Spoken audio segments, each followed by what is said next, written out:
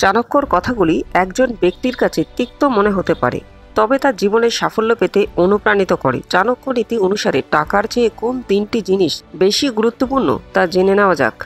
আচার্য চাণক্য তার নীতিশাস্ত্রে অর্থ সংক্রান্ত একটি গুরুত্বপূর্ণ নীতি নিয়ে অনেক উপদেশ দিয়ে গেছেন।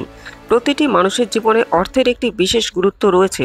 টাকা দিয়ে সে তার চাহিদার সাথে সাথে শখও পূরণ করতে পারে, কিন্তু যখন একজন মানুষ টাকার অহংকার করে তখন তা তাকে আকাশ থেকে মাটিতেও নামিয়ে আনতে পারে। চাণক্য বলেছেন যে টাকা হারিয়ে গেলে আবার উপার্জন করা যায়, কিন্তু অর্থ উপার্জনের তাড়নায় যদি তিনটি জিনিস হারিয়ে যায় তবে সেগুলি আবার উপার্জন করা কঠিন হয়ে পড়ে। আচার্য চাণক্যর মতে জেনে নিন টাকার চেয়ে কোন তিনটি জিনিস বেশি গুরুত্বপূর্ণ।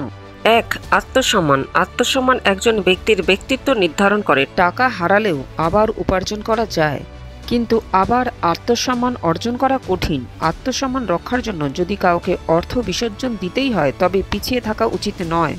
2. ধর্ম। ধর্ম সর্বদা সম্পদের ঊর্ধ্বে। ধর্মের মাধ্যমে একজন মানুষ সঠিক ও অন্যায়ের পার্থক্য বুঝতে পারে। চাণক্য বলেন যে ব্যক্তি অর্থ উপার্জনের তাগিদে ধর্ম ত্যাগ করে সমাজে তার মান সম্মান কমে যায়।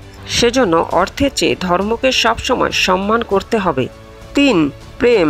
চাণক্য বিশ্বাস করেন টাকা দিয়ে ভালোবাসা কেনা যায় না, তাই সম্পর্ক রক্ষা করা উচিত।